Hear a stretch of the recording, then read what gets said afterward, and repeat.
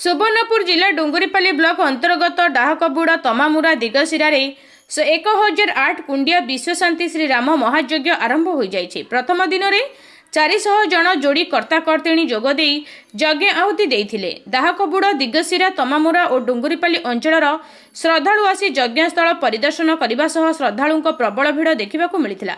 नामयज्ञ पारायण यज्ञ कार्य सुचारू रूपे करने आश्रमर कर्मकर्ता और स्थानीय ग्रामवासी माने सहयोग करथिले। जय श्री राम, जय श्री वीर हनुमान बजरंगबली। आज श्री रामंकर अशेष कृपारू तमामुरा दिगसिरा एवं डाहकबुड़ार संगम स्थल रे गोटे विश्व शांति 1008 कुंडी विश्व शांति महायज्ञ अनुष्ठित हो जाइए।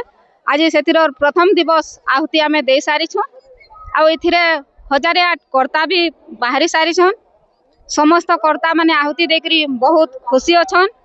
आर एटा आमर अंचल रो बहुत सौभाग्य बोली आमे मने करूछु। भगवान कर केते पुण्य आमे करिथिलु जे आमर अंचल रे ई सब यज्ञ अनुष्ठान ते हेई पारला। सेते लगे आमे भगवान कर पाद तले चिर ऋणी आनंदिनी होता तमामुरा। इन गोटे विश्व शांति महायज्ञ चलुचे जेनटा कि 1008 कुंडी है।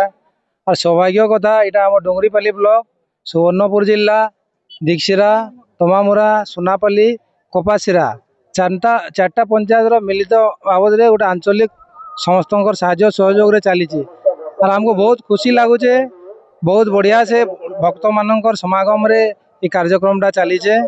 आम सुनबार के पाऊँ आमर बुढ़ा माने जेन माने अच्छा जे बाबा माने इटा गोटे आमर ओडिशा रे गोटे इतिहास बोले भी अचुक्ति नहीं हुए कहीं बोले से मैंने भी आमको कहते जे 1008 कुंड विश्व शांति महायज्ञ आम ने देखी।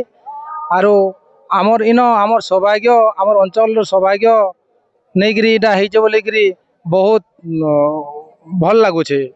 आओ इन आउ भी विभिन्न प्रकार कार्यक्रम चलছে जेनटा नवाह पारण, रामलीला महोत्सव, भागवत पारायण, रामांचल कार्यक्रम विभिन्न कार्यक्रम साथ से बड़ काम गोटे चलছে इन गोटे अन्न छत्र सब बेले खुला है। समस्ते माँ मान लगे पुरुष मान लगे समस्त लगे अन्न छत्र पूरा 9 दिन चलीचे। और सेटा भी सुरुखुरु चलीचे।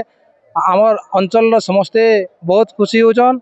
इथिरे जेन माने मुख्य आयोजक रे जेन माने अछन आमर चित्रकोट टाटीघाटू जेन आइछन मोहन त्रिवेणी दास तांकर सहित बैरासर मठाधीश आमर नरसिंह चरण दास और आमर इन जेन बुद्धराम सिद्धाश्रम अच्छे आमर बाबा पुरुषोत्तम बाबा सेमानकर आयोजन रे एड़की बड़ से माने साहाय्य सहयोग रे अंचल रो एड़की बड़ आयोजन होइचे।